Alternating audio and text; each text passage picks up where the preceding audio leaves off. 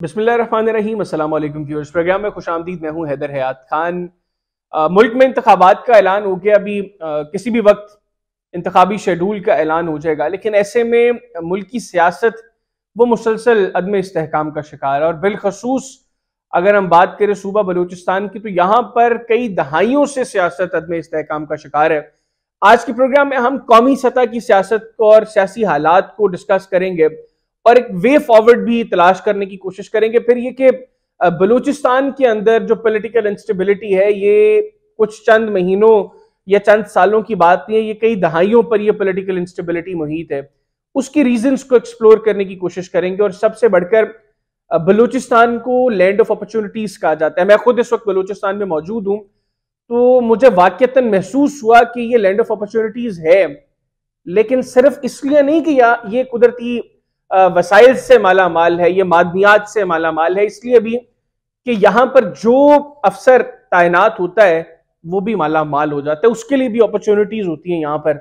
तो क्यों हम उनको बेहतर तरीके से यूटिलाइज नहीं कर पा रहे और उन अपॉर्चुनिटीज से मुल्क के लिए कुछ बेहतर क्यों नहीं निकाल पा रहे? इन तमाम मौजूआत को डिस्कस करने के लिए मैं इस वक्त मौजूद हूँ सिबी में, और मेरे साथ मौजूद है साबिक वज़ीर आला बलूचिस्तान नवाब गौस बख्श बारोज़ई साहब। नवाब साहब, बहुत शुक्रिया आपके वक्त का। अस्सलाम वालेकुम। आपकी बहुत बड़ी कैसे मिजाज है आपके? ठीक ठाक? कैसे? अल्हम्दुलिल्लाह ठीक ठाक।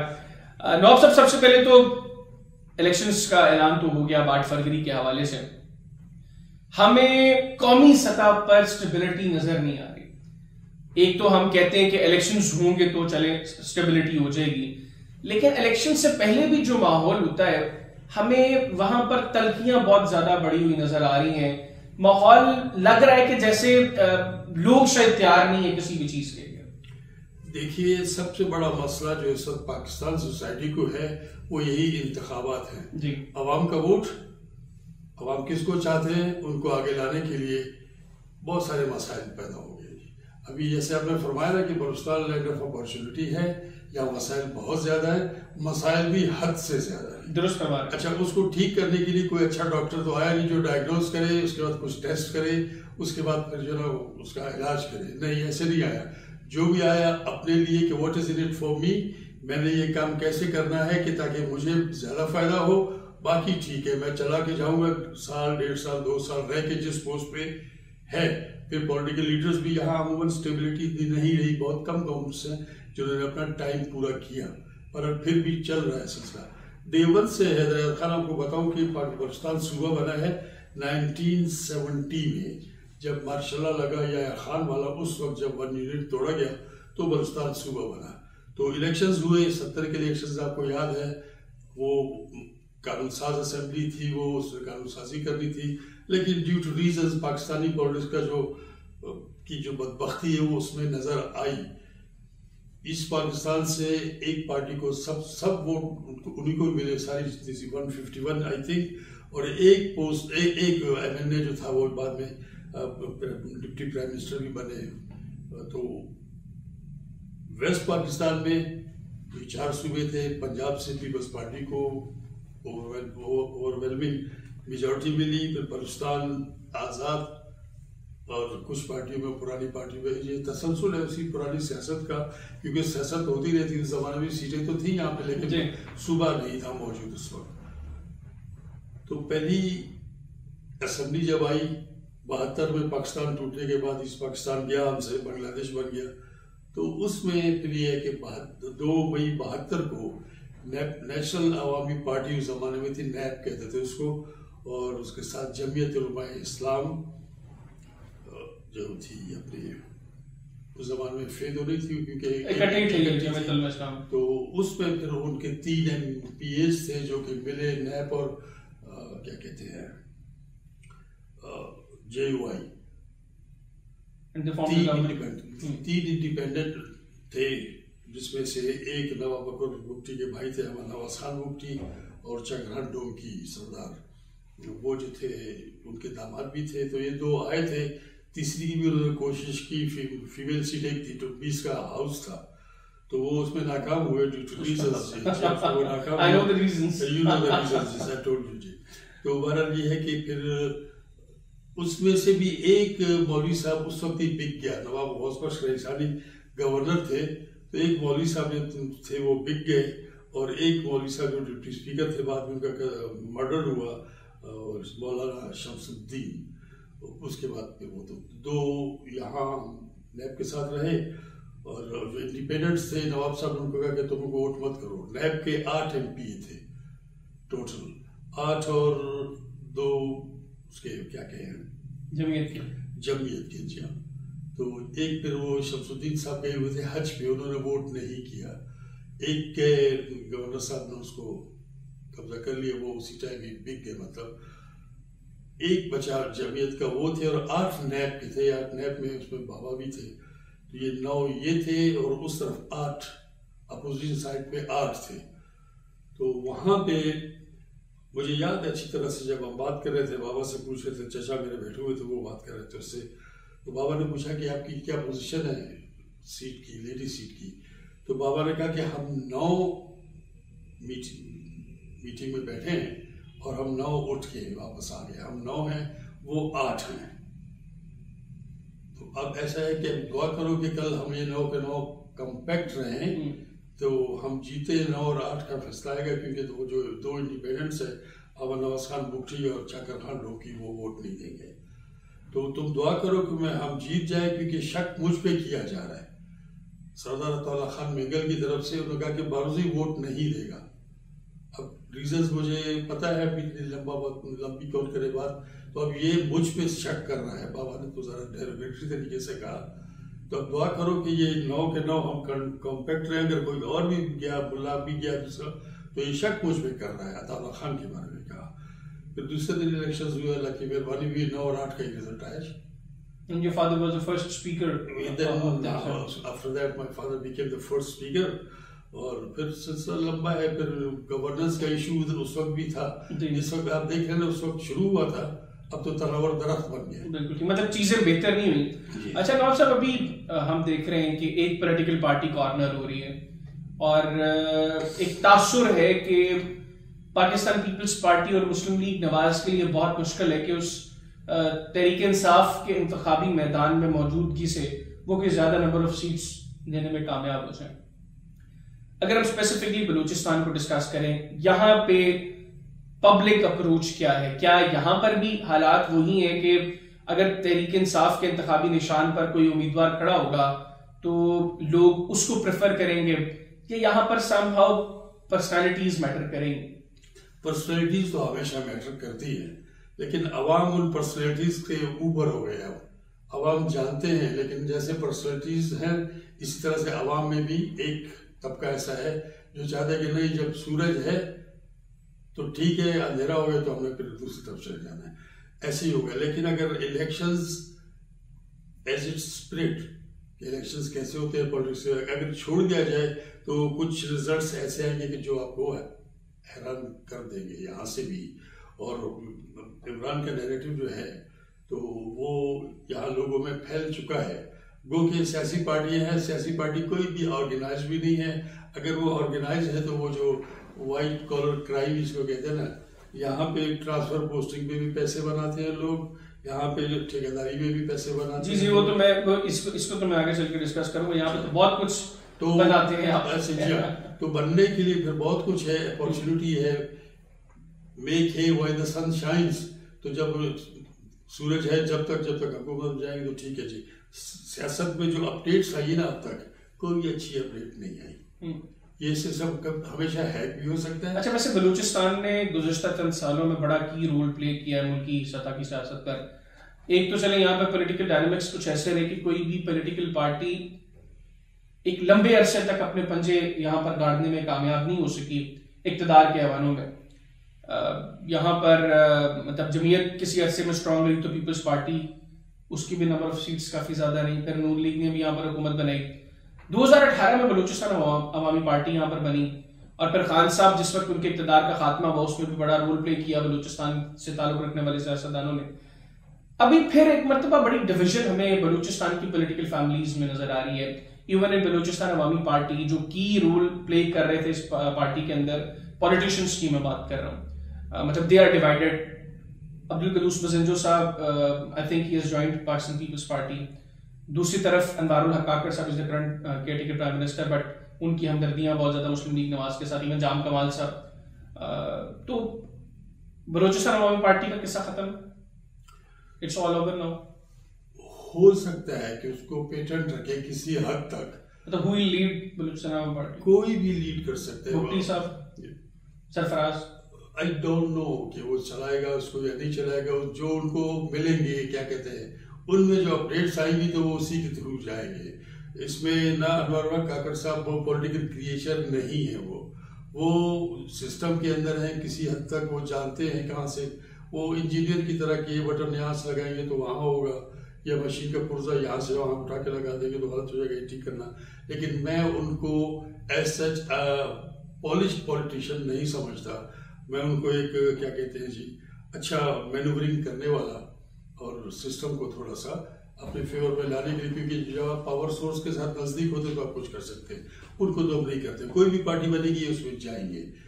तो ऐसा ही है कि अब बलूचिस्तान में जो भी होगा, कोई पार्टी यहाँ पे, आप वाली बात बिल्कुल सही है, मेजोरिटी में कभी नहीं आई। जमीयत एक बार आई थी 88 में, लेकिन जमीयत ने गवर्नमेंट चीफ मिनिस्टरशिप के लिए कोई एंडेवर नहीं किया। जफरुल्लाह जमाली ने जब असेंबली तोड़ी तो उसके बाद अचानक फरहान नवाब साहब जो है ना वो चीफ मिनिस्टर बन गए, जिनके पास 4 वोट थे अपने टोटल। जमीयत के पास 18 थे, अगर वो और लेते तो भी ठीक था।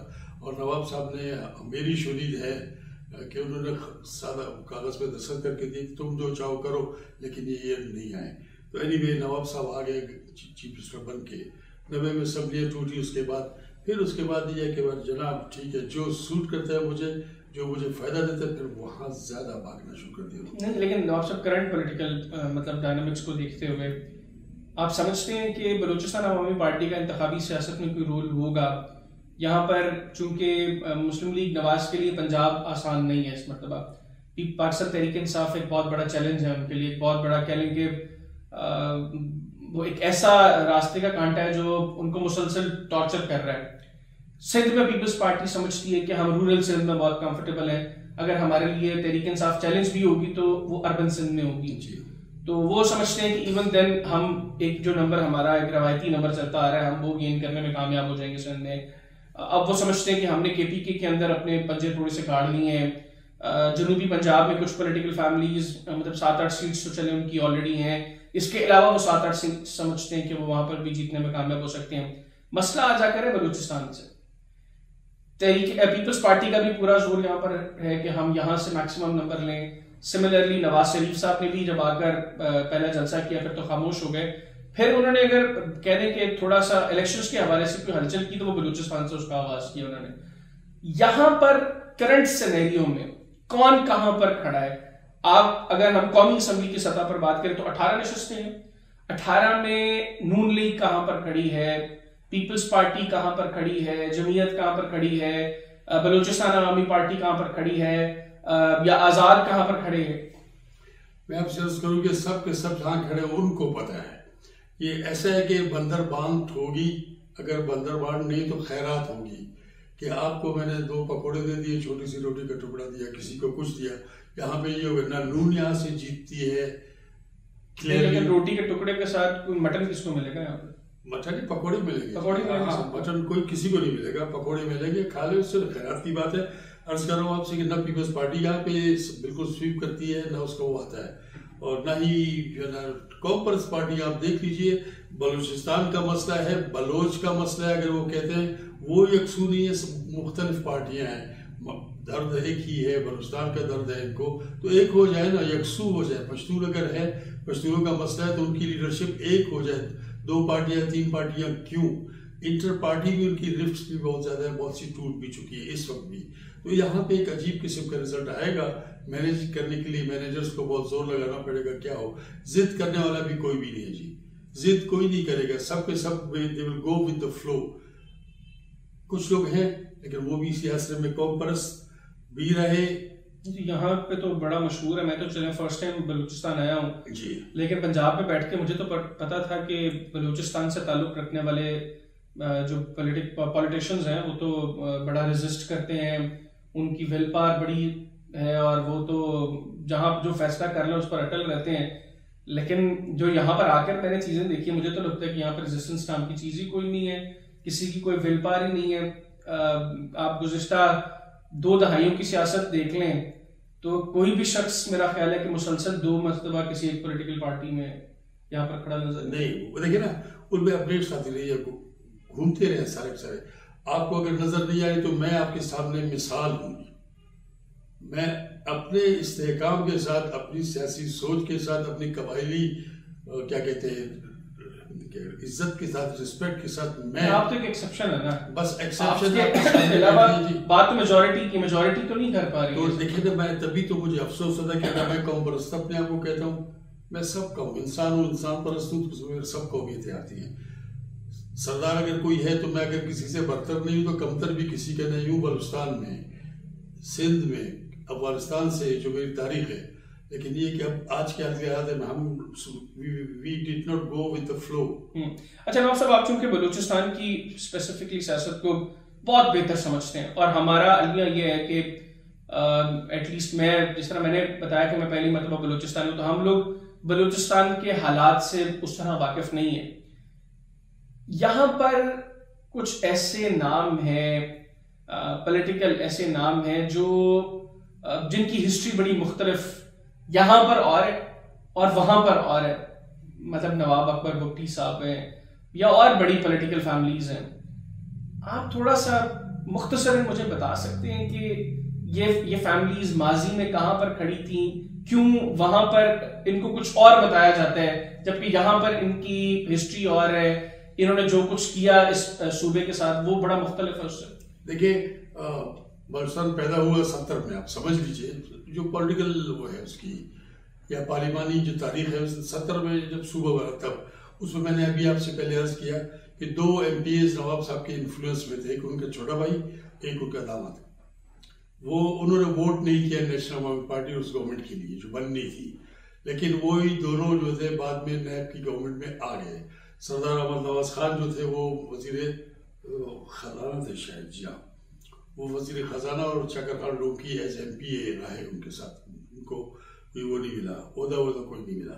उसके बाद उन्होंने छोड़ दिया।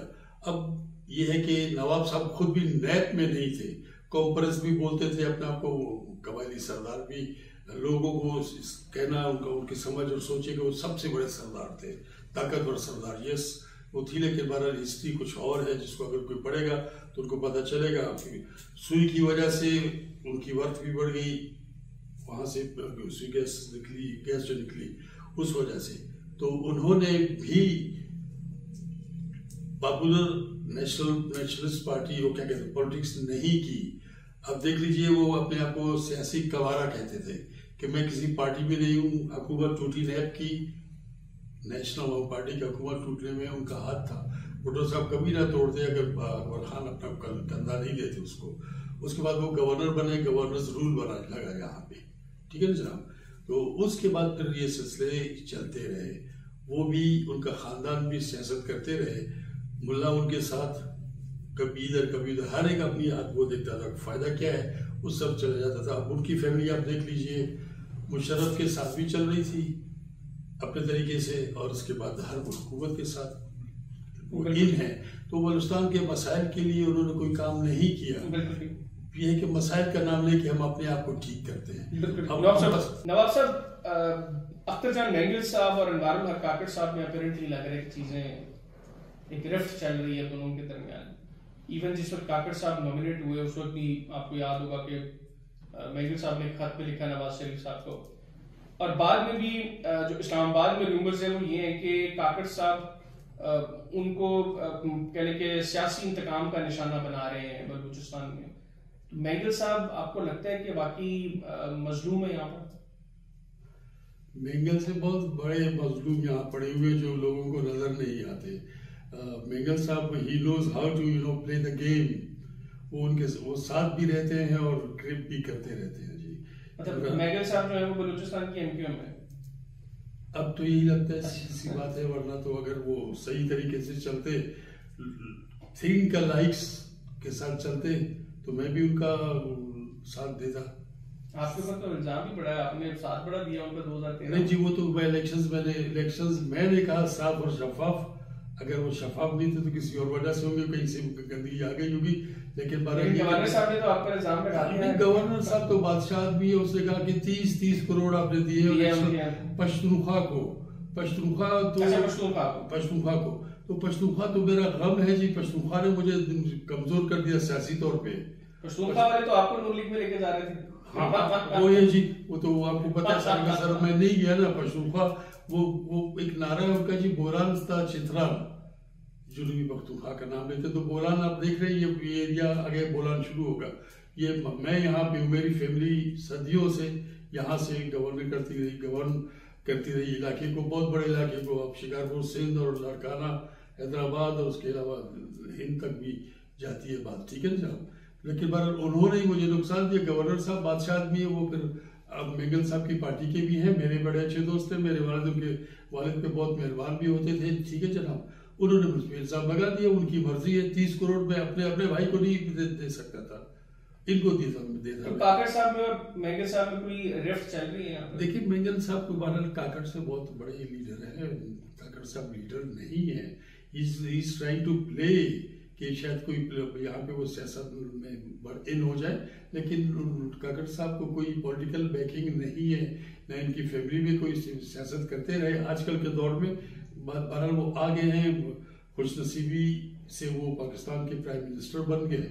अब वो बैठे हो तो काकड़ साहब को समझ में नहीं आ रहा मेरे ख्याल से कि कौन सही कौन गलत। वो जहाँ से फीड होते हैं उनके जो है ना, वो उधर से वो खुश है। ये तो नौफ चले, बाकी सूबों के हालात तो मुख्तलिफ है।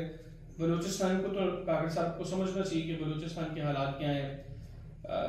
यहाँ पर जो तखालफ मिलाद का भी जो सिलसिला है, और अगर मैं गलत नहीं हूँ, काकड़ साहब की फैमिली के तो बड़े टर्म्स भी रहे हैं खालिक हालात के साथ। तो बलूचिस्तान के स्पेसिफिक इन सर्टेन इशूज को क्यों सॉल्व नहीं कर पा रहे काकड़ साहब? क्योंकि लोगों की तो बड़ी तवक्कुआत थी कि बलूचिस्तान से वज़ीर दाखिला है, बलूचिस्तान से प्राइम मिनिस्टर है, हम चीफ जस्टिस को चले साइड पे कर देते हैं, वो जरा और उनका ओहदा है। लेकिन पॉलिटिकली तो ये चाहते तो बड़ा पॉजिटिव रोल प्ले कर सकते थे बलूचिस्तान के लिए। इन्होंने बहुत ज्यादा पॉजिटिव रोल प्ले किया हुआ अपने लिए। आप जाके देख ले कि उनका लाइफस्टाइल कहाँ से कहाँ पहुंच गया। चेयरमैन सीनेट भी हमारे हैं जी, चेयरमैन सीनेट भी हमारे हैं।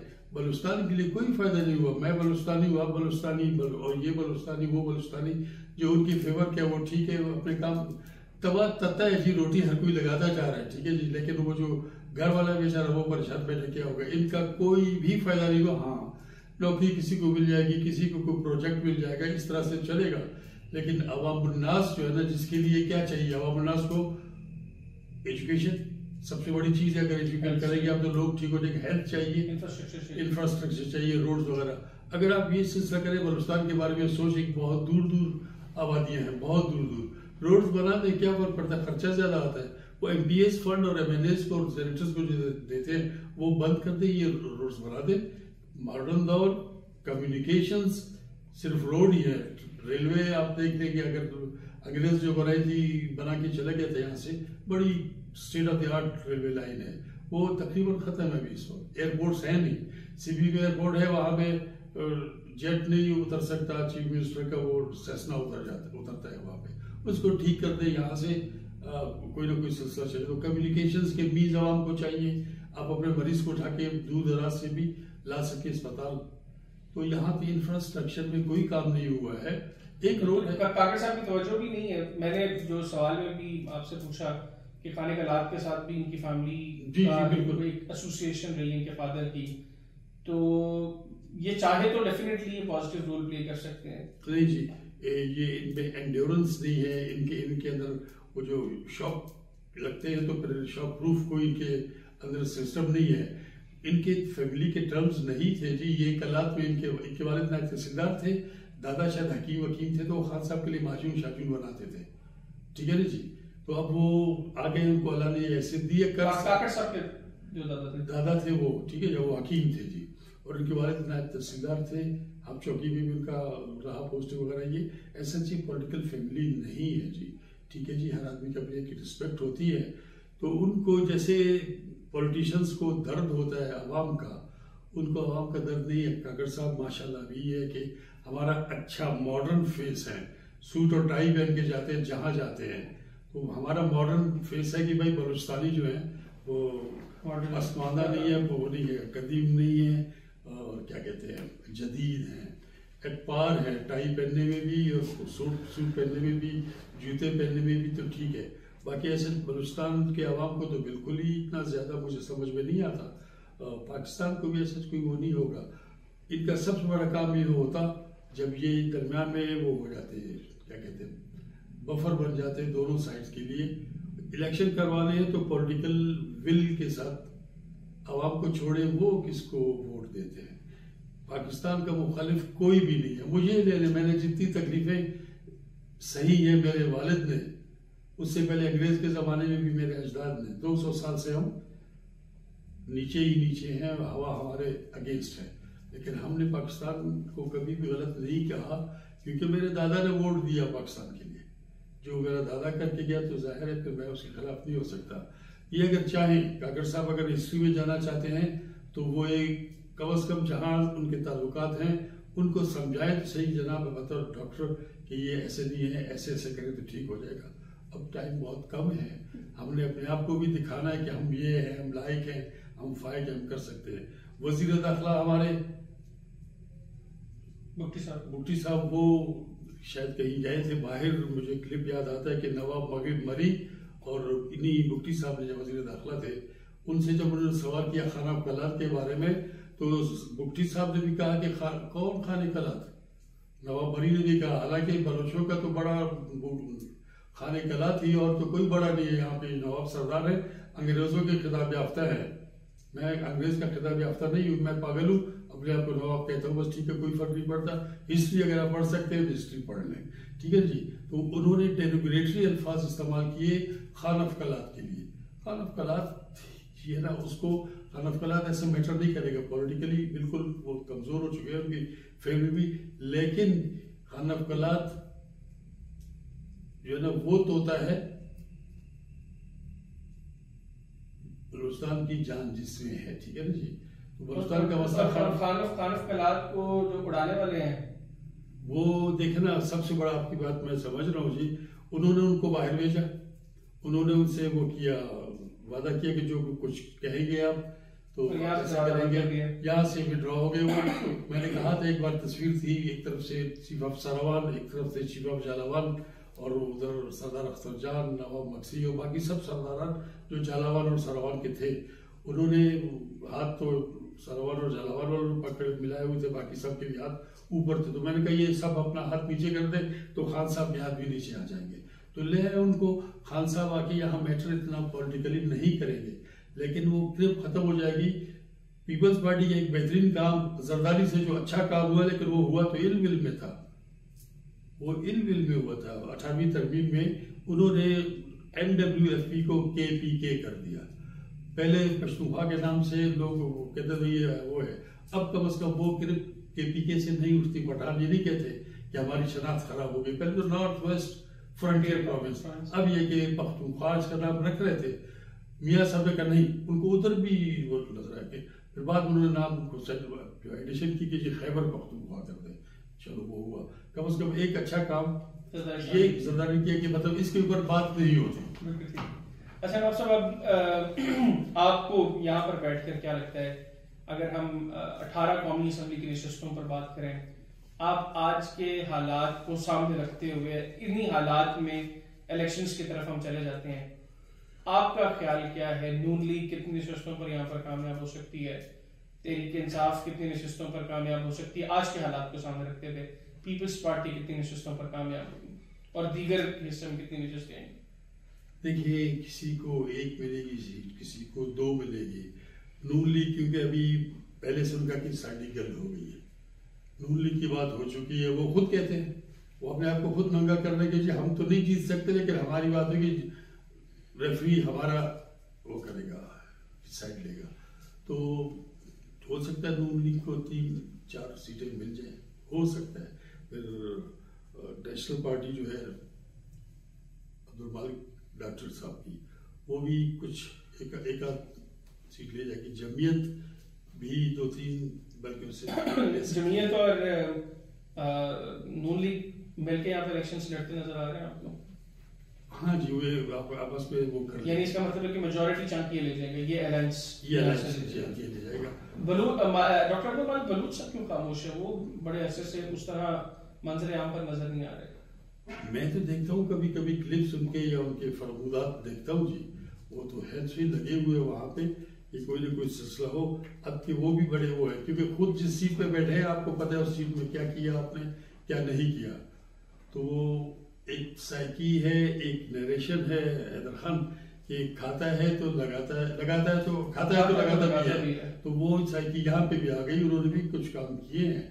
वो जब आपको पता है फंड्स जब आप फ्लोट करते हैं तो उसका फायदा मिलता है। वो डेंटिस्ट है और खाने का मजा जो दांतों के साथ है, तो वो अगर को थोड़ा बहुत दांतों से एंजॉय किया है तो नहीं डेंटिस्ट वो नहीं है जी। अच्छा, डेंटिस्ट नहीं है? नहीं जी, एमबीबीएस किया है, उसके बाद मेरे ख्याल में आई भी उन्होंने काम किया आंखों में, तो उनकी नजरें बहुत तेज है। मुझे गलत पता है, मैं ये समझता हूँ, ठीक है ना जी।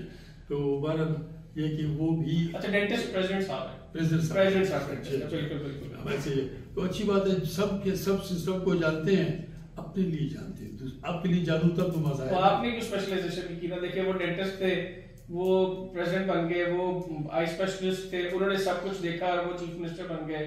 आपने आगे स्पेशलाइजेशन करनी थी ना डॉक्टर साहब? नहीं मैं जेन्युइन हूँ जी, मैं उस फ्रेंड्स पे बिलीव करता हूं। आप general physician, whatever you are, be the original one, ठीक है जी, जो कुछ भी है। तो मैं जब सब कुछ था लेकिन मैं नालायक था।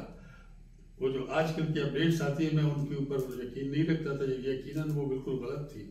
तो मैं बैठा हूँ, मैं अमूमन कहता हूँ कि मैं जब मिला केयरटेकर चीफ मिनिस्टर 3 महीने के लिए, तो मैं कहता था कि मैं वो आप जब दवाई लेने जाते हैं किसी डॉक्टर को, आपको दवाई लिखते हैं तो आप कहते हैं डॉक्टर साहब आपके पास कोई सैंपल हैं, वो सैंपल बहुत अच्छे होते हैं, अगर आप खाएं तो आम बाजार में जो मिलता है जो दवाई वो नहीं होती है, उस पर लिखा होता है Haider Khan physician sample, yes I was a doctor physician. उसके बाद रिड्यूस्ड पैक, यस 2 दिन एक दिन की वो डोज होती थी ज्यादा, फिर आप लेते भाई 5 के दिन की डोज, तो मुझे 5 को दो। Physician sample reduced pack, not for sale.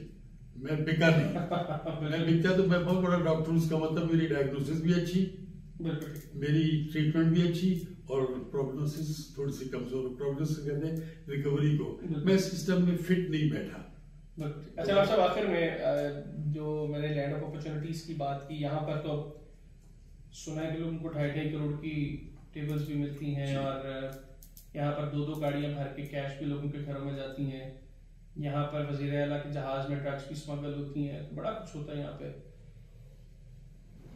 किस तरीके से ये चीजें ठीक हो सकती हैं और कौन लोग हैं जो ये सब कुछ करते हैं? ताकतवर लोग हैं, ताकतवर लोग आपको पता है दूर दूर से एक दूसरे को ढूंढते हैं, ठीक है। तो सबके सब एक नेक्सस है जो ये कर सकते हैं। वही जहाज मैंने भी इस्तेमाल किया, मैं भी कर सकता था। 2.5 करोड़ की टेबल मैं ना लेता, कम से कम मैं कोई 20-25 लाख की तो ले लेता। तो ये नहीं कि मुझे ऑफर्स नहीं हुई। यहाँ तो जो लोग लीड कर रहे हैं वो ऑफर नहीं करते, वो मांगते हैं। उन मांगने का बड़ा खूबसूरत स्टाइल है। एक बहुत बड़े पॉलिटिशियन है, वो कहते हैं जनाब मेरे पास पैसे भी नहीं है, फलानी बंदूक चाहिए। पैसे नहीं है, ये चाहिए मुझे, तो अगले ने कहा जनाब हुक्म करें कौन सी चाहिए आपको। तो यहाँ पे कोई इश्यू कोई भी नहीं है, सामने आपको कोई नहीं कह सकता, पीछे की आपको परवाह नहीं है। तो असल में ये था कि जब आपकी जात आपके सामने होती है तो फिर आप झुकते भी हैं, पैचअप भी करते हैं, सब कुछ करते हैं। लेकिन हकीकत में जब आप अपने पाँव पे खड़े होते हैं तो फिर आप किसी के काम के नहीं है, क्योंकि अवाम को नहीं देना, अवाम ज़लील ख्वार रहेगी तो ठीक है ना, आपके पीछे आएगी, मेरे पीछे आएगी, किसी और के पीछे। तो उनको अवाम को दबाए रखना है और खुद को बनाए रखना है।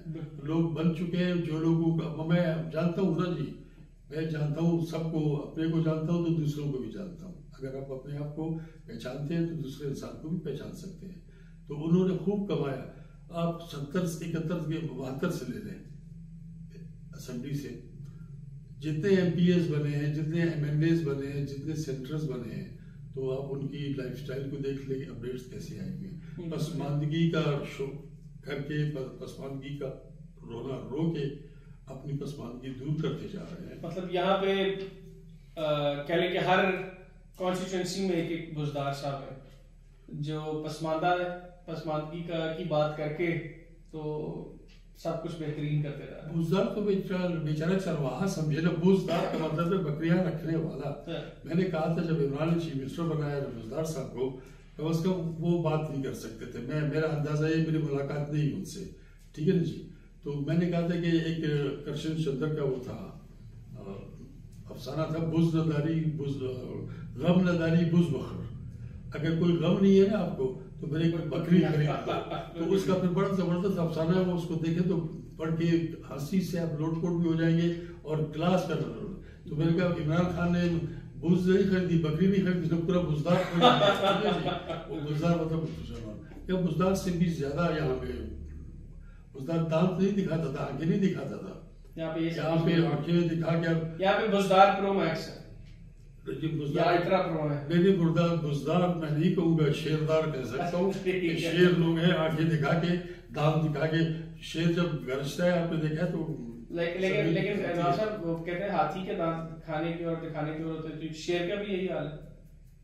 हाँ, शेर के दांत जो ना, क्योंकि उसमें क्या कहे बलूचिस्तान और पाकिस्तान की, बलूचिस्तान में कोई शेर नहीं है, वो नहीं है ना, क्या कहते हैं अपना चिड़ियाघर नहीं है इतना बड़ा। अच्छा। तो बाकी सब जगह पे उनको बेचारों को गोश्त उसके लिए जो आता है, तो वो जो कंजर्वेटर होते हैं या जो उनके केयर टेकर होते हैं, आधा तो चला जाता है अफसरों के घरों में गोश्त, उसको बड़े नहीफ और कमजोर शेर है, बस जो भी है बस शेर है, कोई मतलब नहीं है। बहुत शुक्रिया नवाब साहब, बड़ी मेहरबानी अपने प्रोग्राम के लिए वक्त निकाला। नाज़रीन, नवाब साहब के साथ जो डिस्कशन है वो आपने सुनी और उम्मीद करता हूँ कि इसमें बहुत कुछ होगा आप लोगों के लिए जो नया होगा और आपको सीखने का भी कुछ जरूर इसमें मिला होगा। प्रोग्राम से मुताल्लिक अपना फीडबैक हमें जरूर दीजिएगा, मुझे और मेरी टीम को इजाजत दीजिए। अल्लाह हाफिज। पाकिस्तान जिंदाबाद।